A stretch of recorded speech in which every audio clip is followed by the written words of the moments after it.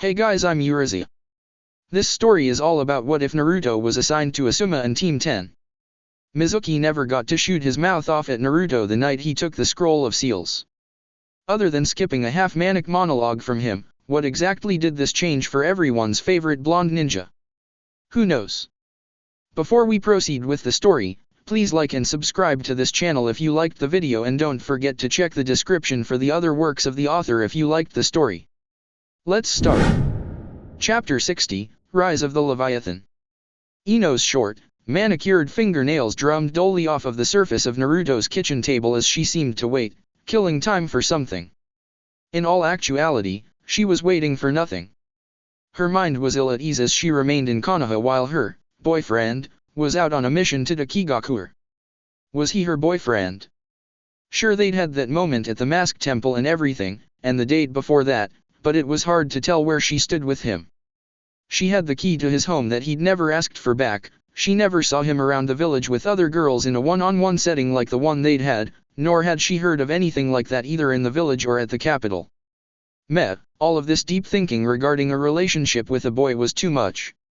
Why couldn't Naruto have been one of those sorts that just thought she was hot above anything else and tried to impress her or something? That would have made everything so much easier. Ugh, I might as well just take a nap in Goldie's room and head on home before dinner, she said to herself, blowing her bang out from in front of her eye. A knock came to the door, much to Ino's confusion. Either way, she got up from her seat and headed to the door to find out who the guest was. Didn't they know that Naruto wasn't there? It seemed like the kind of thing that Naruto would have told his landlord before heading out, and the kind of thing that most people who would have come to see him would have been informed about as well. Upon opening up for company, Ino raised an eyebrow at the sight of Hinata standing there. Naruto still isn't here. He's on a mission to Taki. I could have sworn you knew that already though. I know, Hinata said in return. He asked Neji-san if he could go, but I told him he was busy. He asked me as well, but I had to decline also. She seemed extremely put out by admitting such. Really? Hinata turned down a mission with Naruto on it? That didn't sound like something she'd allow to happen if she could help it. Ino herself wasn't allowed to go because the higher UPS were afraid that Team 10 would be too dependent on working with one another to succeed in their missions. Why that was such a bad thing, she didn't understand so long as they won, but orders were orders. Having stood outside for long enough, Hinata gave a slight bow out of respect before making her request, "May I come in?" It wasn't really Ino's home to invite anyone into, but in that same vein she probably shouldn't have been there to begin with either. Moving aside to let the elegant young woman inside, Ino closed the door behind her and leaned against it. "So you already know Goldie's not here? Why did you come then?" "I could see you inside, so I decided to stop by." "You looked inside of his apartment? Do you do that kind of thing a lot?" No. In hindsight, Hinata could see how admitting that she'd used Byakugan to look inside of Naruto's apartment could be seen as a bad thing, and it was extremely embarrassing to be put on the spot by Ino's Cheshire grin. "I was just watching over a friend's home while they were away." "Why were you here?" Ino's grin became more of a nervous expression as she had the spotlight shined on her instead. Hey, well, I used to come here every few days to take care of the place back when he'd been gone, and I still like coming here when I don't have anything to do or anywhere to be." "That's weird, right?" Hinata held up her fingers as if to say a little bit inside. "I thought when Naruto-kun came back I'd have the heart to do something about how I feel. But I guess with everything else that I've grown in from having to face it, when it comes to him it's like I'm still 12 years old and in the academy again." "That's not true. Even if you still don't make many moves on him, the old you wouldn't have even done anything to put yourself in a position to be around him." Ino deadpanned. "You definitely don't have that problem now." She was pretty good at getting in the way whenever Ino was around for sure, not like me. "I don't have a problem showing him how I feel, it's just that with everything that keeps happening I don't have a lot of chances to try and make something happen." They spent a large amount of time together, but it was always training or doing missions, or her day job. The interrogation force was supposed to be in control of background checks for all of Konoha's visitors and potential residents, even if they were civilians. It was an arduous and boring job, and it was honestly the part she liked least about Konoha Tni, other than the drab gray uniforms. In between all of the conventional ninja work and how busy she was working her extra job as an interrogation specialist, it seemed like Ino could never get a moment together with Naruto that didn't revolve around work or someone trying to kill one or both of them. He loves you. You know that, don't you? Ino's blue eyes snapped wide open for a split second before suddenly turning to Hinata, who was looking out of the window after saying her alarming statement. What now? Naruto-kun. Hinata emphasized, you don't even have to try with him, that's the thing about it. Between you two it's effortless. Hanabi so badly wants me to find a way to be with him, so that she can really call him her big brother, but I'm not sure I have it in me. No, this couldn't be. She was giving up? Now? That just seemed wrong. I'm not with him yet. We had one real date, it doesn't mean that much. And Okami, why am I telling you things that would keep you from actually giving up on my man? Because he was indeed her man, even if he didn't know it yet. I'm not giving up until I hear it from him that you and he are together. Hinata clarified with a wave of her hand, I'm saying that you have too much of an advantage to ever lose, so when I win you don't have any excuses to throw at me. I wouldn't throw any excuses at you to begin with. Ino insisted, looking away and crossing her arms over her chest. Mama's been barking up this tree for 3 years, and if you think I'm gonna let off because you came here to talk to me face to face, you're mistaken. She said, referring to herself in the third person before opening one eye to look over at Hinata, we're still friends, aren't we? The last thing I wanted was to start another thing like the one I did with Sakura coming out of the academy. I think the fact that we can actually carry on a civil conversation like this without insulting each other or fighting means we are good. Now, since you can see through things, I want you to tell me what Goldie's packing below the belt these days. What? What in the world makes you think I'd know that? Really? You're going to tell me you've never looked? Hanabi's looked. I know you have. Near the border of Chuchi no Kuni and Takigaku held lands, in the skies. She's a fun one, Deidara said to himself as he found himself in a dogfight with the chakra-winged few in the air. Never fought a Jinchuriki that could fly before. And she was tough enough to deal with his lower-leveled explosives without flinching, meaning that he would have to bust out the higher-grade ordnance to put this bad little girl down. She could more than likely deal with it, so he didn't have to worry about killing her by accident. If he did that, the leader would have his balls in a salad shooter. I'm so gonna pull your spine out. Of course, he had to think about number one first, himself. If that girl got her hands on him, he didn't doubt in the slightest that she would indeed try to make good on her threat and reach into his back to pull out his backbone. She was probably strong enough to do it as well from what he'd heard. She was getting faster and faster, having sprouted 4 wings instead of the 2 she'd originally used to fly. Her speed was great, as she constantly managed to make passes at him to try and take his head off with a punch or a kick. This really was a dangerous girl. Keishi Gomufer, eraser blow. One of these deadly punches actually cut straight through Deidara's large clay bird, destroying it and dropping him straight downward. As he fell, a smirk came over his face and he made the hand seal he used to detonate his explosives. Feeling something crawl on her bare midriff, Fu noticed the clay insects that had stuck to her person after she'd gone through the bird like a hot knife through butter. Damn it! Katsu! Deidara fell as he watched the blasts engulf Fu up above him in a chain explosion. That didn't do it, If I want to take her down, I need to get her off guard. Otherwise she'll just armor up and endure it. The smoke cleared only for there to be no Nanabi Jinchuriki in sight. Oh, that can't be good. Fu's tanned arms wrapped around the front of Deidara's body, holding him tightly in place while he got a face full of Fu's madly grinning visage. She took a quick dip up into the air before sending them both on a nosedive down to the ground, adding a spin to it all.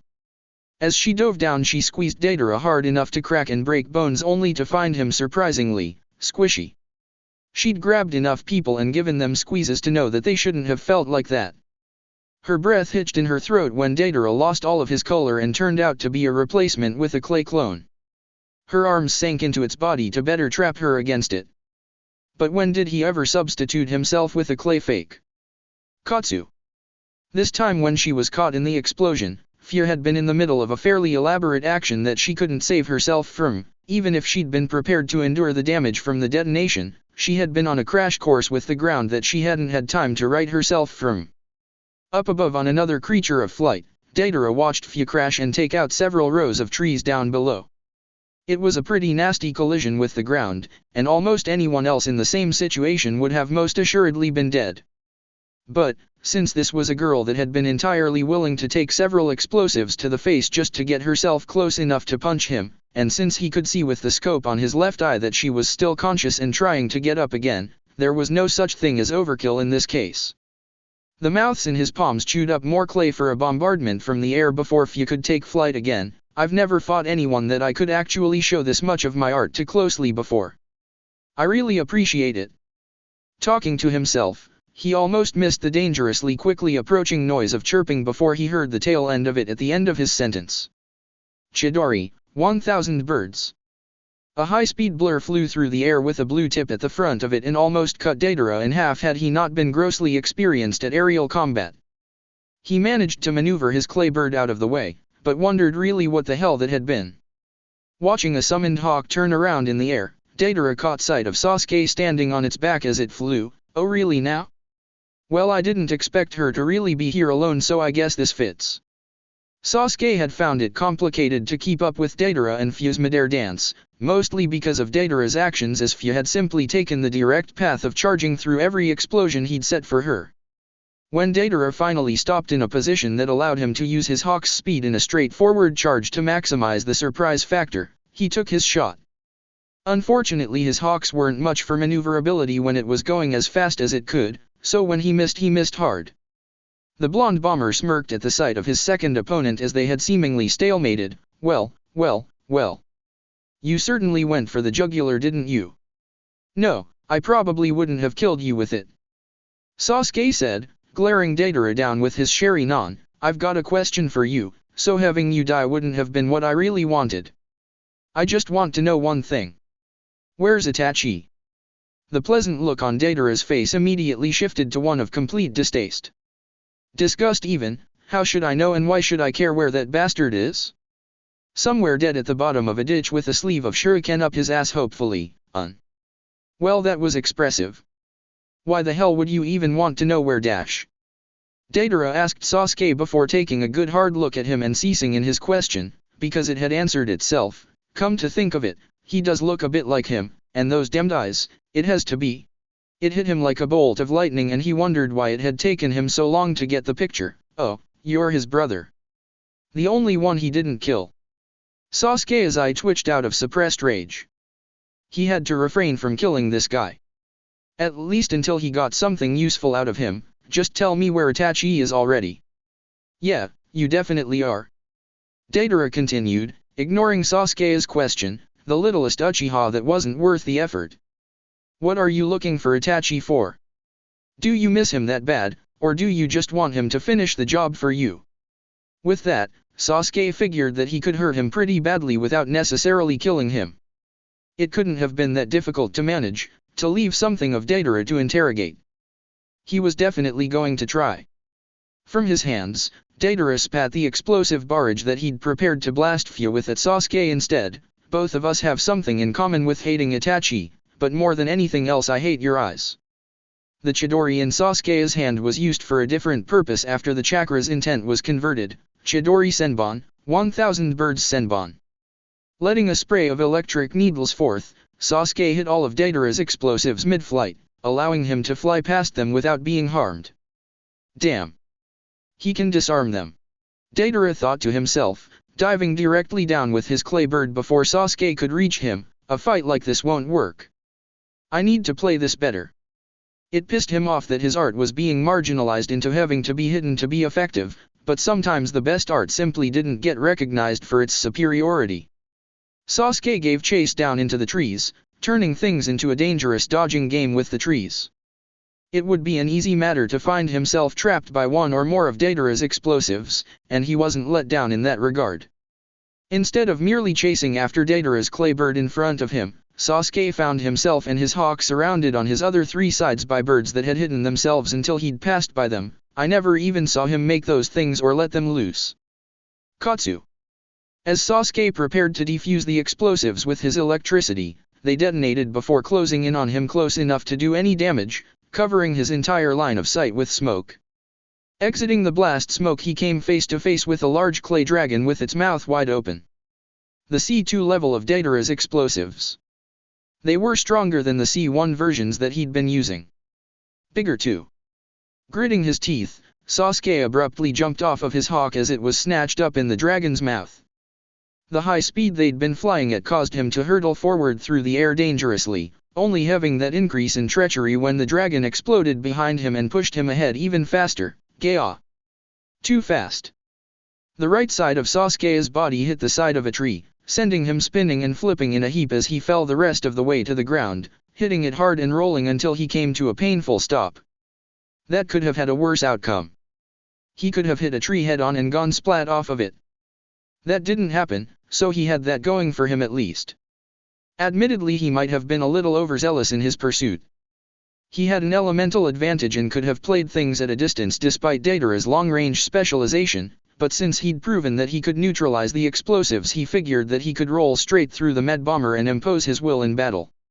Apparently a prerequisite for being in Akatsuki was being damn good in a high-stakes battle, even when you were at a natural disadvantage.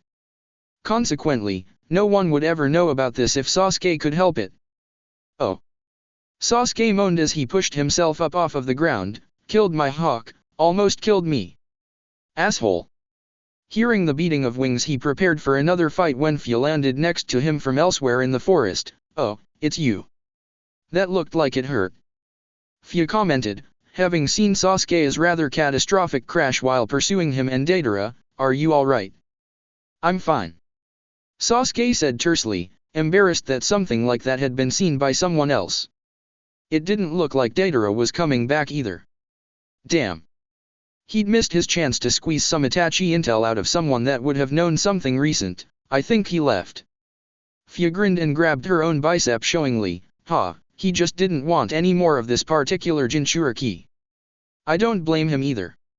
Oh god, she could be just as bad as Naruto was. It sure didn't look that way before I got here. Sasuke pointed out. Her ego-salvaging gesture shot down. Fia got a touch more vindictive in return. Really? And you didn't just get ragdolled through the woods off of a blind bluff. She already knew that Sasuke had a high amount of pride on his own, thus that sort of a conclusion to a battle hurt. No one needs to know any more than the fact that we fought the guy and he got away. Agreed. Shake on it.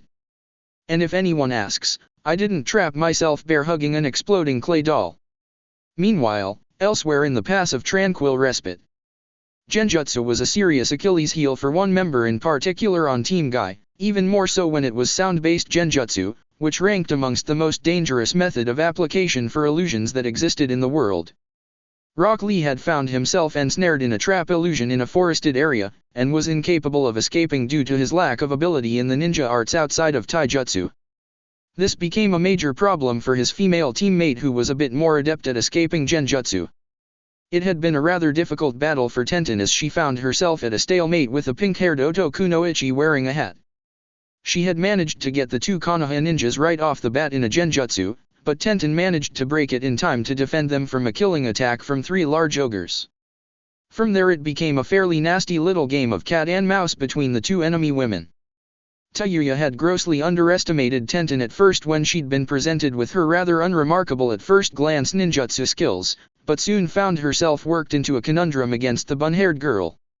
She wasn't a very defensive sort of fighter, and Tenten had the kind of attack that could hit her from almost anywhere. Not only that, but Tenten was willing to use excessive force to get the job done. If she kept her ogres from attacking Tenten and used them to defend herself, Tenten had free range to quickly get to her teammate and break the genjutsu on him. If she used her ogres to attack as a team and overwhelm her, which they could, that would leave Tayuya herself open for an attack from Tenten that she couldn't dodge. It was mutually assured destruction if they committed to attacking each other in earnest. Even if she sent one after Lee to take that possibility away, Tenten had managed to repel the one after Lee and continue defending herself. Either way, they couldn't defeat the other, and this had dragged on for far longer than either had ever wanted a conflict to go. Breathing heavily, eyes searching around a forest littered in weapons, Tenten kneeled on the ground, hand posted on a large scroll standing up next to her. This is annoying, she remarked before joking. Any chance we can just call this whole thing a draw? I'll grab Lee, you can go back to wherever you came from, and we can just live to fight another day here. You aren't getting to me, and I'm not getting to you. From where she was at a significant distance, Tayuya's eyes panned over to where Tenten had somehow managed to cover Lee's body with a large metal protective shell. She'd even taken away that avenue of getting to her, of using Lee as leverage. I'm not using the cursed seal on this little bitch, Tayuya thought to herself. But she wondered how long she'd have to keep this up before she got some kind of support from Seikon, or Kidomaru. Hell, not even them. There were tons of other Otogaku or ninjas inside of the base that should have been there by now. The day I call it a draw against some kunoichi that can't do anything else but wing weapons all over the place, I'd sooner off myself. Insult aside, Tenten was frazzled enough as it was. She didn't need to take a snide remark like that to heart, since it was clear by now that if Tayuya could have beaten her easily, she would have done it already.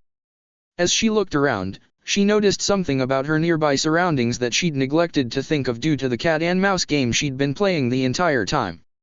Upon doing so, she went wide-eyed and looked around, seeing a way to take the edge. Last chance to call it a day. Fuck you. Alright then. Standing back up, Tenten steeled her expression and flexed out her fingers. I warned you. Mugen Ryu Ukamu, Infinite Dragon's Bite. Stealing a small portion of Neji's chitin by revitalizing her body with chakra as she spun, the wires attached to Tenten's fingers that manipulated her weapons started to whip around and cause a torrent of blade-studded weapons of all sorts. A horrible storm of weaponry with Tenten at the eye. Despite dispelling her doki to ensure that they weren't at risk of being killed by the jutsu, Tayuya felt safe and sound. All it really took was adequate cover to avoid the attack, and she had that in spades behind a tree. Even as weapons on wires flew past her place of cover, she was able to evade them as long as she always kept a solid surface between herself and Tenten. Chick. Feeling a sharp pain in, Tayuya doubled over and felt two blades buried in the side of her torso after getting around her cover. Ugh, what? No, the stupid things had been attached to wires. She hadn't seen that from the range that she'd been fighting the girl from.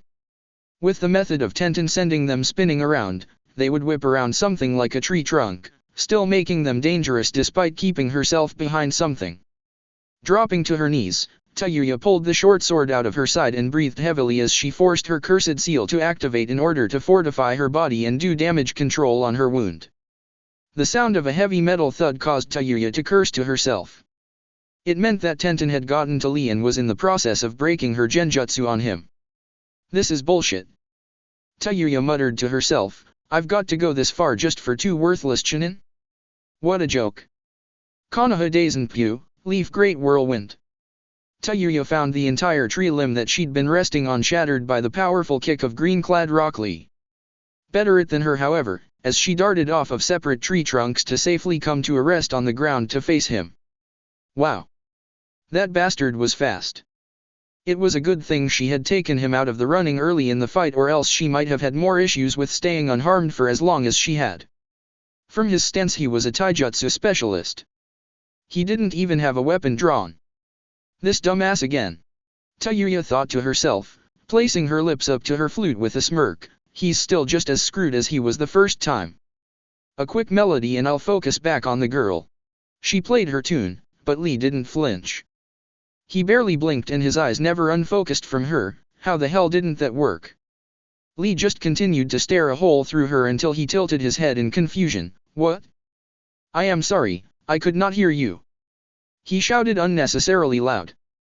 I said how the hell didn't that work? What? Damn it, I hate you idiot Konoha ninjas. I'm sorry, I said I cannot hear you. Tenten jammed plugs into my ears, and I was never the best at reading lips. My apologies again. Oh. Well, that made sense. Economical little bitch. She carried earplugs? Who did that?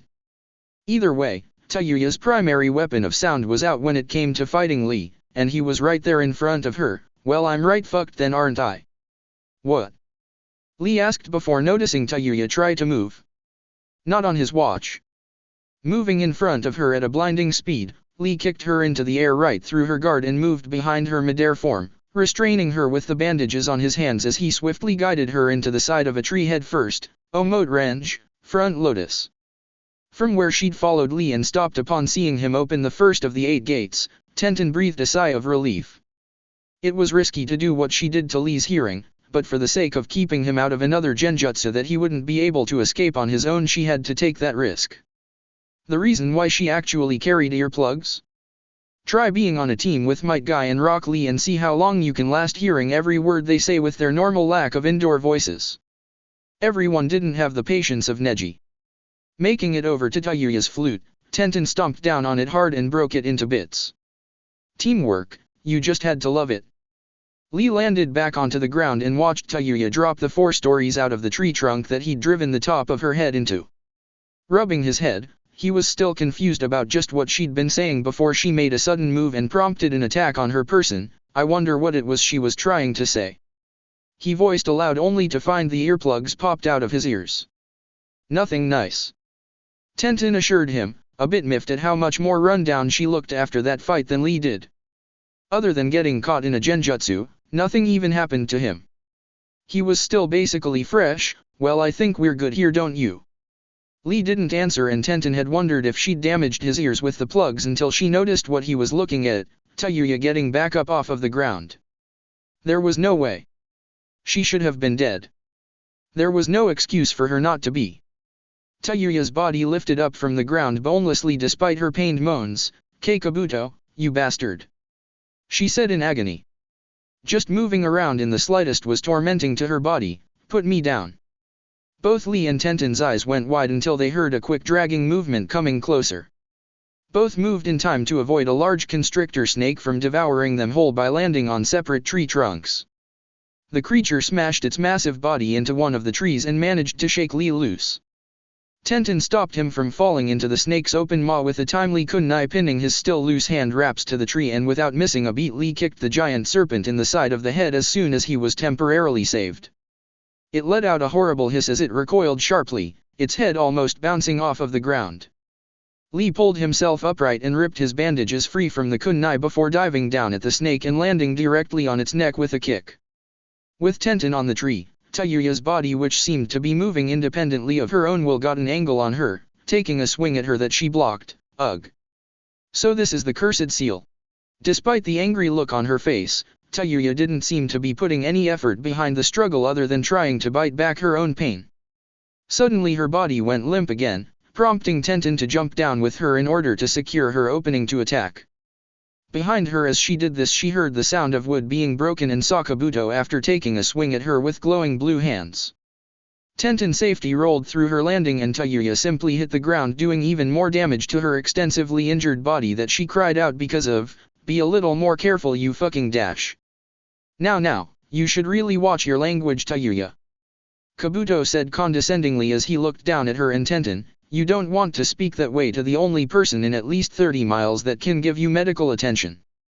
Something about the way Kabuto spoke seemed different from the way he'd sounded in Konoha when he had been friends with the Konoha ninjas he'd gone to the Chunin exam finals with.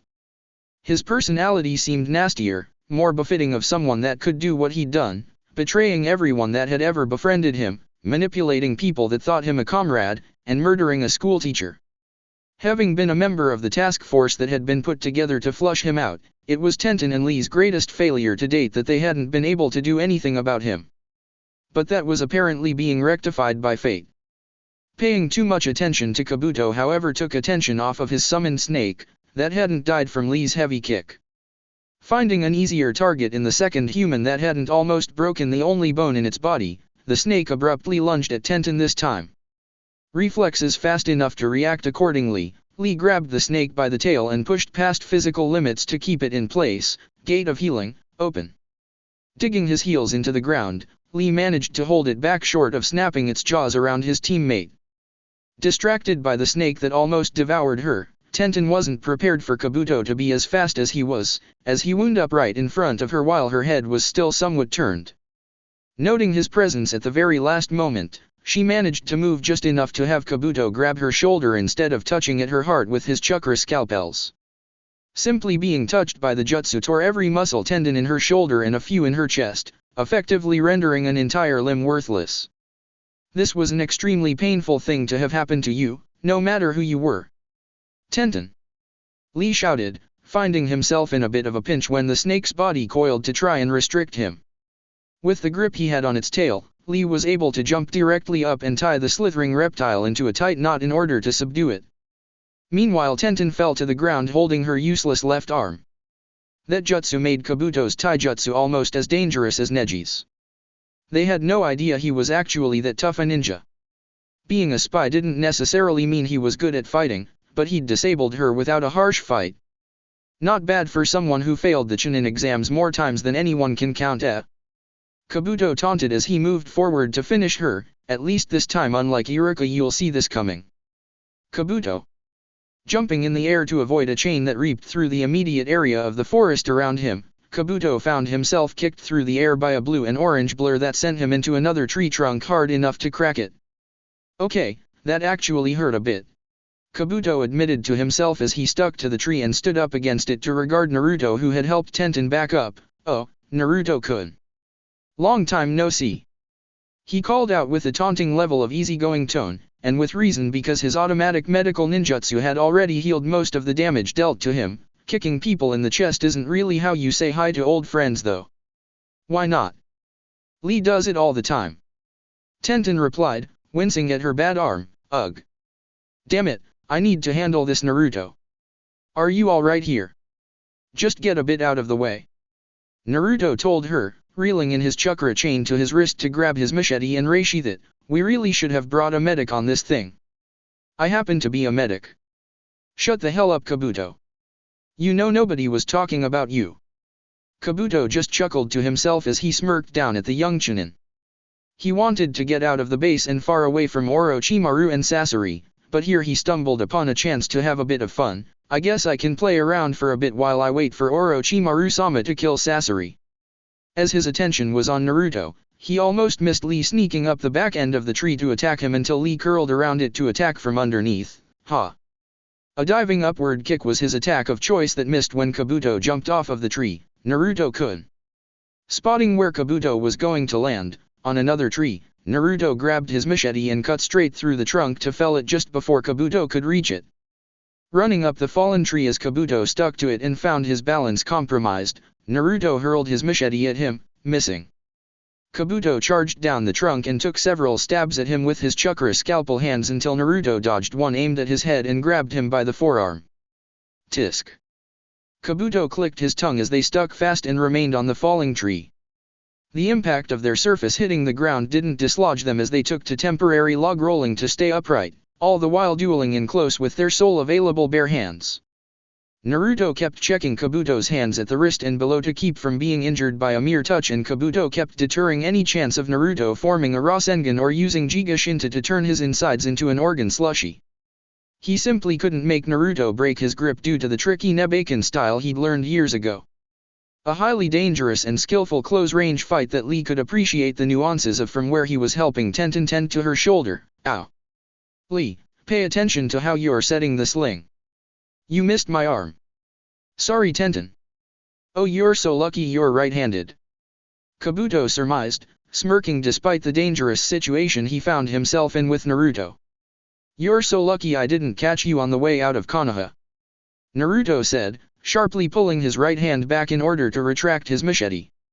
At the same time he felt a presence suddenly appear behind him and moved out of its way, allowing Kabuto to maneuver himself out of harm's way of Naruto's attack as well. Using the fingers on his free hand, Kabuto had used a chakra strings technique he'd picked up while masquerading as Sasori's spy to control Tayuya's body. The entire time he'd been fighting Naruto he'd been maneuvering her into a position that would give him a chance to get free. Not only did he manage that, he also forced her to take Naruto's round-trip machete straight through the chest due to the distraction she caused. Naruto couldn't believe that Kabuto did something so callous to someone that had been on his side.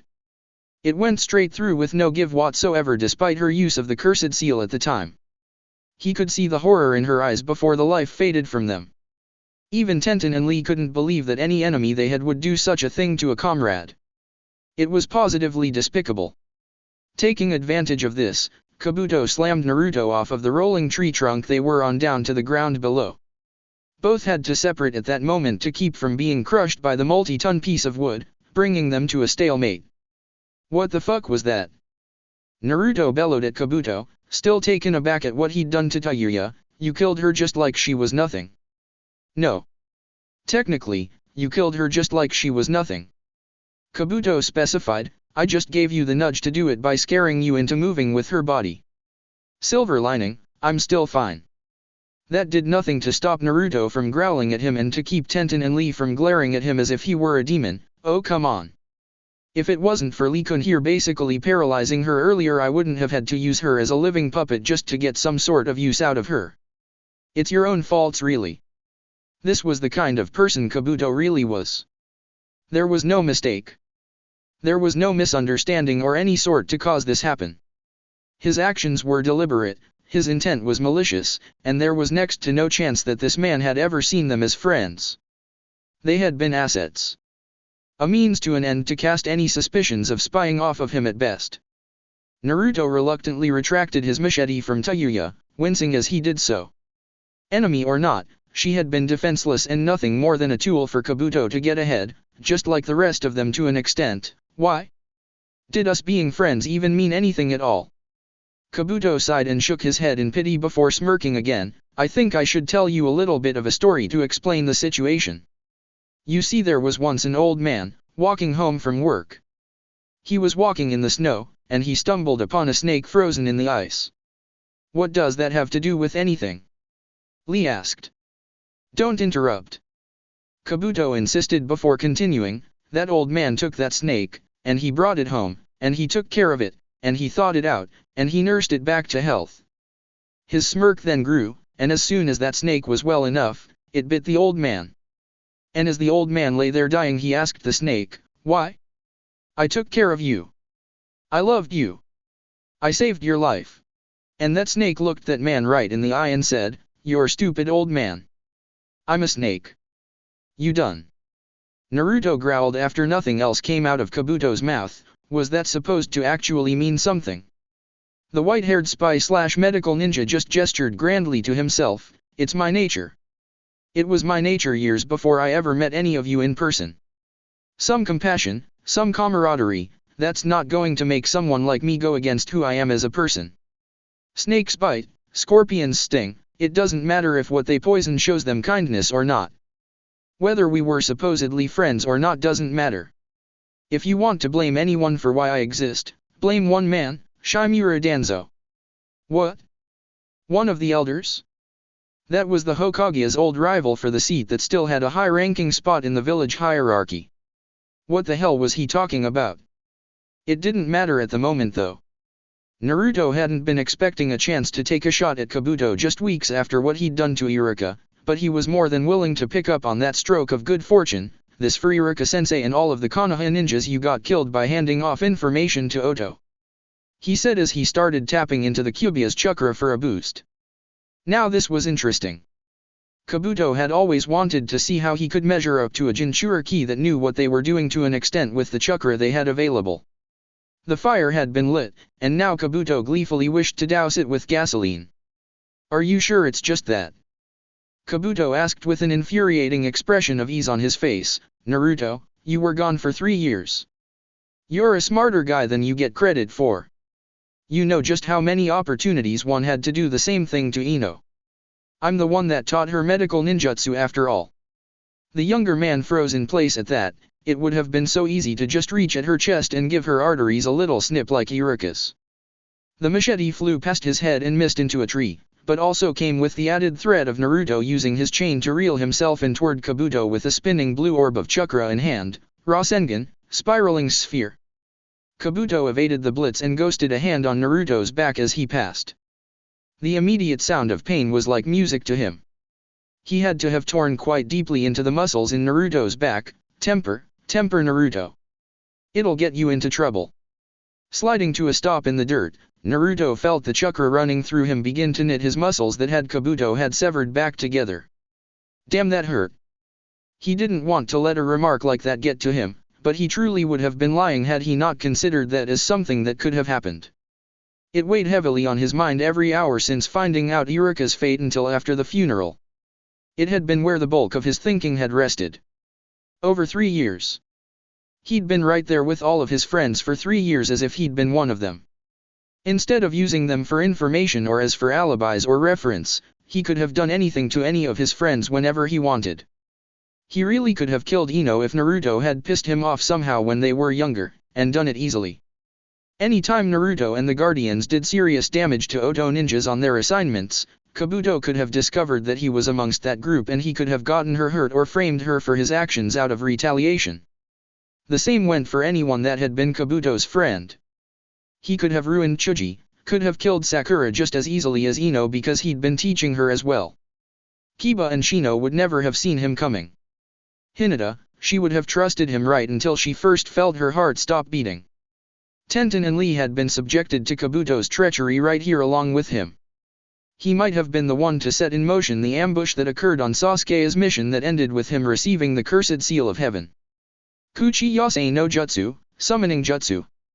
Kabuto brought forth a massive snake that he stood on the head of as it stared Naruto down like dinner. He just stared back unflinchingly, making hand seals that counted and waiting for the exact moment to make his move. The snake did not disappoint by making an effort to rapidly seize him in its coils and crush him to death. The Naruto that it grabbed was unfortunately an ash clone that broke apart to scorching hot cinders, burning the snake's scaly flesh.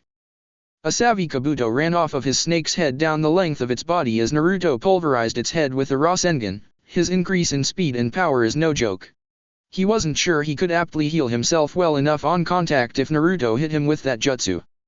Diving off of the snake's body before Naruto could begin attacking him again, Kabuto turned in the air and thrust his right arm forward, Senai Tajishu, many hidden shadow snake hands. A swarm of a dozen large snakes appeared from inside Kabuto's sleeve, shooting forward at Naruto in an instant. Mouths open and ready to attack, Naruto spun his loose machete around on the chain connected to it, cutting them all up as if they were running headlong into a fan blade. Kabuto tried to appear behind him in a shunshin to take a swipe at his neck with glowing blue hands, but he missed when Naruto moved forward and dropped off of the dead snake's head before kicking it to knock Kabuto off. What strength, to move the head of a snake that size with a mere back kick. Kabuto jumped off in time, darting directly at Naruto mid-kick and lashing out at him. He grabbed the forearm of Naruto when he turned to protect himself and could see the pain in his face from that defensive action. Not willing to poke the bear too much and stay in that close to a Jinchuriki with their cloak active, Kabuto immediately dove underground with his tunneling jutsu. Naruto immediately reached right into the ground after him and twisted his hands before pulling up sharply, Jiga Shinto, Jiga Impact. Before he crushed the ground directly around him with interior wind pressure, Kabuto appeared behind him again poised to strike. Reaching back with a foot that hardly brushed Kabuto's chest with his toes, it still touched him, which meant that with the principles of Nyobaken Taijutsu, Naruto had grabbed him by the front of his shirt with his foot. Buried up to his wrists in the dirt, Naruto flipped forward on his hands and dragged Kabuto with him in his improvised move, slamming him hard on the ground and stomping on his chest to cave it in, revealing that Kabuto to be a mud clone. Kabuto had resurfaced a safe distance away, adjusting his glasses on his face as he contemplated how this battle was going. Naruto wasn't caught off guard with really anything that he did, and he didn't have the slightest clue about how I fought until now. The entire ground at that moment began to shake before the fight could continue in earnest, much to the confusion of the present Konoha ninjas. It felt like the ground somewhere nearby was tearing itself apart. That was the only way they could describe the feeling and the sound. And that chakra. Naruto could feel it from where they were and it felt horrible. He didn't know what to compare it to because he'd never felt anything like it in his entire life, from anyone or anything. I guess our time is up for today. Kabuto said in fake disappointment with a shrug, you always could try to go after me, but I doubt you want to risk a fight without knowing what exactly that feeling of dread you've got in your stomach is. Without a moment to spare, Kabuto made himself scarce with an underground jutsu, parting with a few more words, if I could give you any kind of friendly advice, I would run as far and as fast as I could. Sometime earlier, Otagakure hideout. A fan of the cat and mouse approach to battle, Orochimaru allowed himself to be pursued through his lair by Sasori and the man's weapon of choice, the corpse of the Sandai Mekaze Kage that had been converted into a human puppet for use in combat. It was a constant scene of the two stopping and dueling with blades, Orochimaru's Kusanagi and Sasori's hidden weapons inside of both himself and the Kaze Kage puppet. Orochimaru would inevitably find breaking off in the close quarters more amusing and would proceed to do so with gusto, much to Sasori's annoyance as he just wanted to get things over with and take him down. Killing him was beginning to take over as the more attractive option than capturing him alive. Seitsu Shigure, Iron Sand Drizzle, Kukyukyukyuku, you and your human puppets Sasori. Orochimaru said before turning around and shooting countless snakes from his sleeves to take the impact from the tiny iron bullets shot his way. Sene Jashu, hidden shadow snake hands. A fine mist of snake blood and gore filled the space between Orochimaru and Sasori as their pursuit continued. Even when his face was stained with the bile and guts of Orochimaru's choice summoned creatures, Sasori didn't even blink.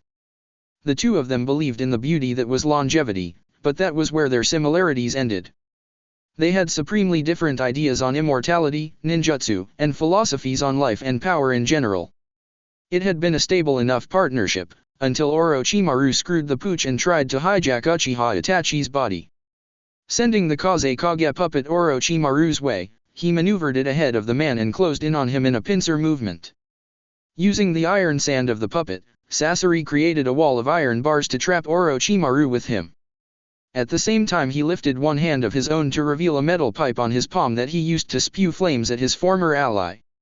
Still laughing almost madly, Orochimaru modified his body into something of a snake-like form, allowing him to easily move right through the bars of the wall. His Kusanagi sword emerged from his mouth and slashed at the Kazekage puppet as he moved past and further into the darkness of the hideout. "Is that all you have, Sasori?" Orochimaru taunted, his voice echoing through the corridors. "The years haven't been as kind to you as your puppet body would suggest if you've forgotten who you're dealing with to that extent. You have no idea what kind of hell I can bring you, Orochimaru," Sasori stated firmly, breaking down the iron sand into a new kind of attack for the Kazekage puppet to use. "You can run and hide in your snake hole anywhere you would like. There is nowhere you can go to escape me." "Escape you? I simply want to make you believe that you had a chance against me, my old friend. Tell me, Sasori, do you know how you've found the king of all serpents?" To his surprise, Orochimaru hadn't run that much farther, stopping in a four-way branch of halls with his back turned to Sasori as he seemed to still be laughing to himself. It was annoying just how amused he was at Sasori's assault on his base. "Can you pull it in with a fishhook or tie down his tongue with a rope? Can you put a cord through his nose or pierce his jaw with a hook?" Sasori had killed all of his ninjas stationed there. Will he keep you begging for mercy? Will he speak to you with gentle words? Will he make an agreement with you for you to take him as your slave for life? Can you make a pet of him like a bird or put him on a leash for your girls? Sasori had tracked him down after years of Orochimaru ducking and dodging all over the ninja world. Will traders barter for him? Will they divide him up among the merchants? Can you fill his hide with harpoons or his head with fishing spears? Just because he had made himself a Jinchuriki it made him all-powerful? No. Akatsuki had already taken down 2 Jinchuriki. This didn't make him anything other than a mere man with a boost to his chakra as far as the puppet master was concerned. Orochimaru's corpse would more than likely be Sasori's newest favorite human puppet after he claimed it for himself and prepared it accordingly. He couldn't wait to add it to his collection. Dark chakra began to fly off of Orochimaru's body and a large snake barreled down the hallway from another, filling it with its entire body to leave no path to escape as it made to devour Sasori. In return, a pair of propeller blades on Sasori's back cut through his Akatsuki robe and diced up the incoming snake easily, slicing through its entire body as it passed by him.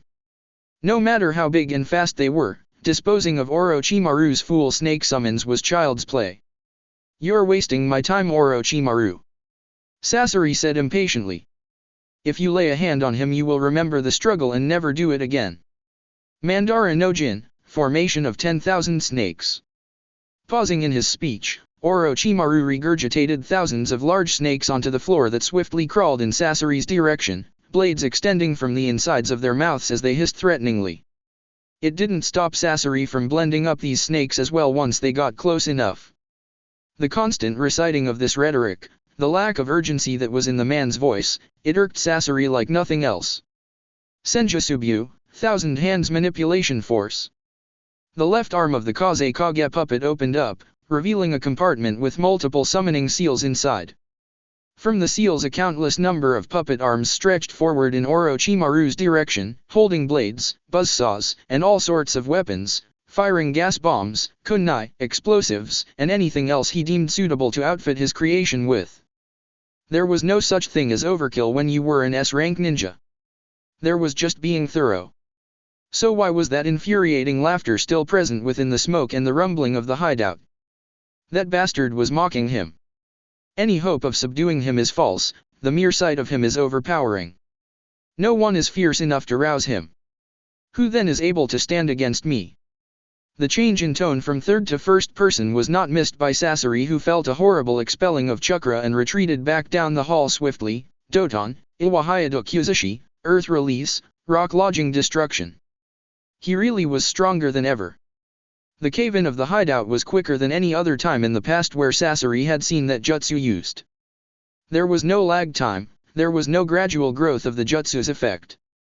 Everything began collapsing in on itself and he had to make a quick move in order to escape. Transforming part of his body into a snake, Orochimaru dug his way through to the surface as his entire base, built on the blood and sweat of his now deceased grunts, fell in, all in a bid to show his authoritative power and kill Sasori. Who has a claim against me that I must pay? Everything under heaven belongs to me.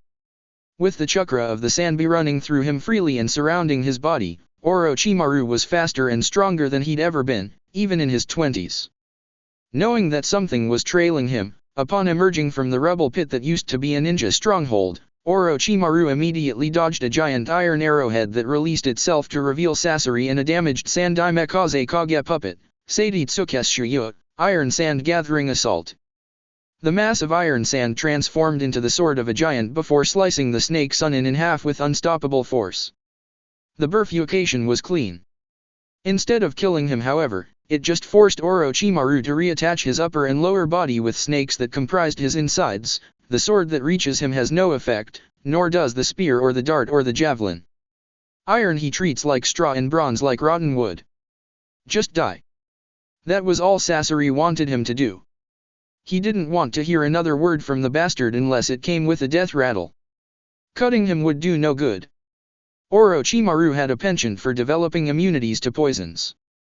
Bringing his massive iron sand assault sword back around, he broke it down and recomposed it into an unstoppable pyramid-shaped spear. This was the ultimate piercing weapon in Sasori's arsenal. It was large and fast enough to obliterate anything in its path, and with the metal in Orochimaru's sword it would be attracted to him and would not miss due to magnet release. Flipping an ungodly distance away from Sasori as the spear was created and began to spin to pick up drilling power, Orochimaru landed on the ground, slamming his hands down, Kuchi Yase, Sanjuya Rashomon, summoning, triple Rashomon. 3 giant-sized gates with horrifying faces rose up from the ground in order to defend Orochimaru from the unstoppable piercing power of Sasori's attack. Despite the preparation, the pyramid spearhead only smashed through one gate and dented the second before coming to a stop. Sasori growled to himself and watched Orochimaru appear in a shunshin at the top of the first gate, his physical features completely concealed by the intensity of the chakra. He makes the depths churn like a boiling cauldron and stirs up the sea like a pot of ointment. Behind him he leaves a glistening wake, one would think the deep had white hair. He slowly drew his hands together and blurred through hand seals. Nothing on earth is his equal, a creature without fear. He looks down on all that are haughty, he is king over all that are proud. Using the propellers on his back, Sasori flew through the air at Orochimaru at a punishing speed the moment he saw a single hand seal. Orochimaru and his ninjutsu, it would be his downfall. Opening a plate on the right side of his chest, Sasori simultaneously drew a scroll from his back and brought forth his most feared technique, Akahiji, Hyaki no Suin, Red Secret Technique, performance of 100 puppets. Orochimaru licked his lips in his dark chakra cloak as he finished his last hand seal, Futon, Kaikenjukyo, Wind Release, Open Skies. In the air above them, the clouds quickly rotated, forming 2 rings, one inside of the other. Inside of the first ring and outside of the other, the clouds were snuffed from existence, and everything from the sky above to the ground below was torn asunder in a tumultuous, sudden, lethal windstorm. Sasori's emotionless face was shredded into chunks of wood along with the rest of his body and those of his 100 puppets right before Orochimaru's eyes. He hadn't seen anything so satisfying in years. The power of the sanba that facilitated that jutsu was delicious. Had he attempted a jutsu of that scope before taking Orochimaru's body, he would have risked putting his health at risk. With such a young body to house his soul, with a bijuu's power to bolster it all, there was nothing he couldn't do. He could probably use his 8 branches jutsu without any adverse effects in the aftermath. Even more perhaps. Letting the chakra recede so that he could take his normal form again, Orochimaru pulled the Kusanagi sword from his mouth and held it loosely in his hand as he walked through the graveyard of broken puppet bodies. So many human bodies mutilated and altered to be used as weapons. Sasori had been an artist in his preparation of these men and women for war. This was something that he had always respected about his former partner. With these bodies he had access to so many ninjutsu that had been known by their users in life. He had been jealous honestly. But now he had no reason to be jealous of anyone. Not of Sasori, because why be jealous of a man that could use any jutsu in such a manner when he could do the same with his own body now? Not of the Uchiha for their eyes, because he could take one of the remaining pairs, or go to a man he knew that had several and liberate one from him. It wasn't like his body couldn't take the strain of the chakra drain now, so he could implant one. The sky wasn't even the limit for him anymore. Chick. Passing by a particular body with a strange core in its chest with a kanji on it, Orochimaru stabbed right through it, eliciting a harsh reaction from the puppet, ejecting to a spare body.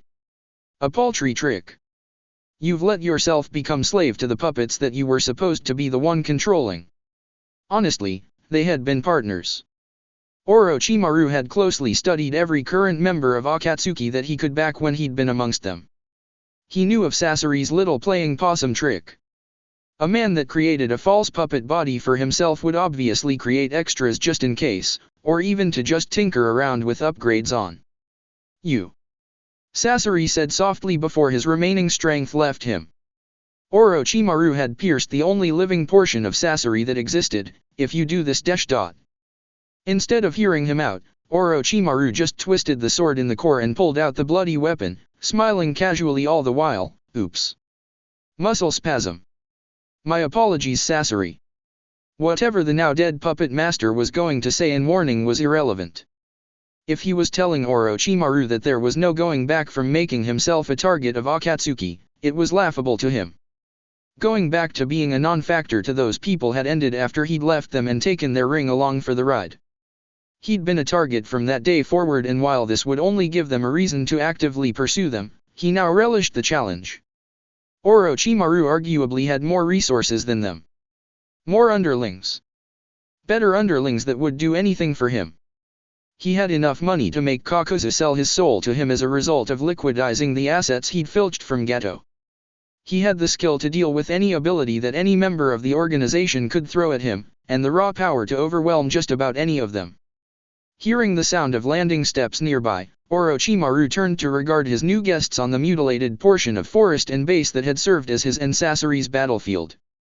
3 Konoha ninjas, one injured fairly badly, and one that stuck out to Orochimaru because of what he was, the Jinchuriki of the Kyuubi. Well, wasn't that interesting? To think that Orochimaru of all people now had something in common with Uzumaki Naruto. It was enough to elicit a chuckle out of him. What have we here?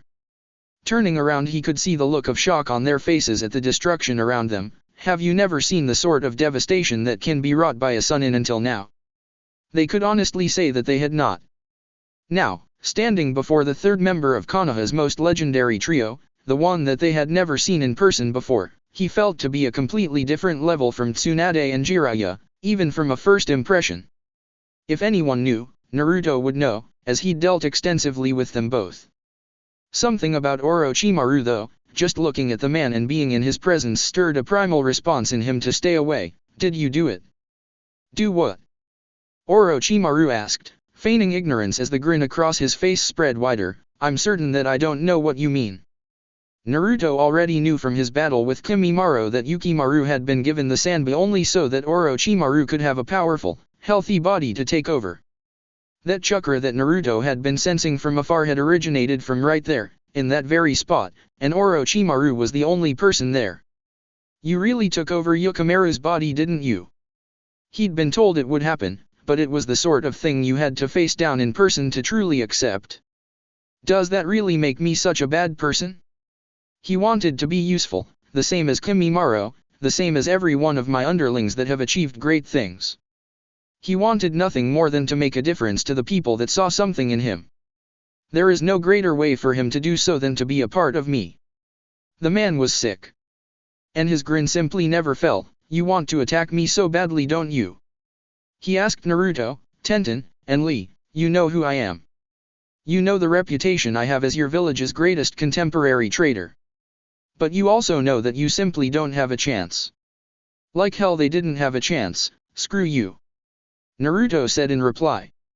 From behind Orochimaru, a Naruto clone attacked him with a Rasengan, only to have the jutsu stopped by Orochimaru blocking the clone at the wrist and turning to deliver a kick that destroyed it. He'd done it so fast there wasn't even a chance to wage an official assault on him as a team. Lee and Naruto looked at each other and at the injured Tenten. She still had one good arm and could still fight to a degree, but it wasn't going to be to the best of her ability. Orochimaru just chuckled and held up the Kusanagi in their direction as he wagged his finger. No, no, no. I don't want to fight you children. Honestly, I want to thank you Naruto-kun. I've learned that there's more than one way to achieve your goals. I don't necessarily need an Uchiha body to use the Sharingan, I just need a body that can endure the strain that would come with a Sharingan transplant. Like Yukimaru or yours. A Jinchuriki body. For emphasis, the pale-skinned man began radiating the Sanbia's chakra to show for certain that he'd procured himself such coveted power. "Na Naruto, is he serious?" Tenten asked warily, taking a few steps back. "He's like you." "Don't be silly my dear," Orochimaru said, allowing a version 2 chakra cloak to cover his body again. "I'm better than him. Unlike Naruto-kun here, this body naturally subdues the Sanbi instead of propagating a constant struggle against it. Its entire well of power is at my disposal if I'd like. And with that in mind, I'd like you to send a message to Sarutobi-sensei for me." A sadistic glint of intent lay in his eye. "Run. Run now and don't turn around." The Kyuubi howled within Naruto's mind. If he wasn't going to let him out to roam free, they weren't going to survive what was coming next, and he wasn't about to die because his Jinchuriki got squashed, now. The Kyuubi rarely spoke with such fervor without self-preservation in mind. Even when Naruto fought powerful enemies, the Kyuubi was never so convinced of his incapability to win that it demanded with no concessions that Naruto retreat. He didn't run, and hadn't for a long, long time. Until now. He took off as fast as his legs would carry him in the opposite direction, Lee and Tenten following. No one said anything. Even without being censors, the Team Guy members could feel the chakra exploding from Orochimaru as the trees behind them were uprooted and felled by what was happening with Orochimaru. His body had grown to titanic levels and had fully transformed. His body took the appearance of a massive turtle-like creature with a large lower jaw, jagged teeth, spikes all over its armored portions of body, 2 arms, and 3 large seafaring tails instead of legs. His right eye was closed while the left was open and red. Still, the Konoha ninjas didn't turn around. They didn't need to in order to know that there was something terrifying behind them. The shadow that was cast over them that took them 20 seconds to move from underneath was proof enough. "Why can't you do that?" Tenten asked Naruto aloud as they continued to flee. "Gaara can do it. Orochimaru can do it. What the hell? Because it's supposed to be fucking hard to do without losing control." Naruto shouted right back, "Few can't even do it, and if Gaara does it someone has to be around that can force him back to normal. This is not relevant to our escape." Lee chattered, pulling ahead of the other two as Orochimaru's echoing cackles could be heard in the open air in his warped Biju voice. "Is this not what one would call a tactical retreat?" Message sent. At a distance, retreating as well on his clay bird, Deidara could see and hear Orochimaru in his transformed state. While he wanted to turn around and go back to tearing Sasuke a new asshole after gaining the edge in the woods, while he wanted to go back and finish capturing Fu, he was almost out of clay. Feeling Orochimaru transform simply cemented that leaving was the best option. He'd killed Sasori. That much was a given. It wasn't worth risking his own life to take them on with sparse ammunition when there would be ample opportunities later. He'd already shown the upstart Uchiha and the min-haired Jinchuriki that his art was superior, and he'd proven it to Sasori by outlasting the man's lasting art with his own art of a single moment. Aside from that, the leader wouldn't be pleased to lose both members of the team of artists in one fell swoop. There were other members of Akatsuki better suited to taking on Orochimaru, and while Deidara wanted to fight him before, now he could definitely admit that it wasn't him. He would have risked a C3 attack just for the sake of trying to take Orochimaru out, but he didn't have the sufficient clay to do so, just in case it wasn't enough to fell a fully transformed Jinchuriki and he needed more to make his departure. This is an unfortunate development. Omaka, out-of-body experience, hours 3 and 4, Naruto's side. Shikamaru was a dick. That was all there was to it. Putting out that book for everyone to read, unforgivable. And it wasn't like he was the only one that had some good dirt on anyone, but since Shikamaru had already gone that route, simply copying him wouldn't be enough. Being embarrassed was simply something that Shikamaru found too troublesome to get riled up over anyway. His reputation meant next to nothing to him. The less people thought of him, the less people would ask him to do anything. Something else had to be destroyed in order to make this right. And several things had to be put into motion. This was merely the next step in flipping his world upside down. Naruto had to be extra careful, as Shikamaru had smartened up and finally decided to use all of his chakra that came with his switched body to keep a constant vigil out for him. Clones were everywhere. They were easy to spot though because Shikamaru hadn't transformed them, and they weren't numerous enough to be a real threat because while Shikamaru knew how to do the regular shadow clone jutsu, he didn't know multiple shadow clone jutsu. So while it took a little bit more wheedling than normal, Naruto was able to slither his way around town to get his sweet vengeance on Shikamaru. You send my rep to the hospital, I'll send yours to the morgue, Shika. No mercy for the merciless. He'd prepared this routine for a full hour, drawing upon past experiences from a time that he'd rather forget while in the Guardians. Who knew that most unfortunate of times would ever come into play once he was back in Konoha? Life skills, you could never tell which ones would be useful. Once he felt he was back in practice, he headed over to the first home that he was going to try this on. After a few knocks on her door, it was opened by a curious Kurenai, who wondered why exactly Shikamaru was standing outside of her apartment in a tracksuit carrying a boombox. Shikamaru? Were you looking for Asuma? He's here if you are. Asuma was there? Great. That would make this doubly effective if Asuma didn't immediately kill him first. Actually, I'm here for you. Naruto said with a sigh to play up the illusion that this was Shikamaru and he was doing something that he would rather not. I never got you a present after I found out you were pregnant, and I feel bad about that, so if you don't mind I'd like to give it to you now. Raising an eyebrow in interest, Kurenai wondered what kind of present he was referring to and invited him into the living room to receive it. Then the boombox went on and the tracksuit came off. Hours 3 and 4, Shikamaru's side. With his clones scouring the village looking for Naruto, Shikamaru felt that he didn't need to do anything else until he was found.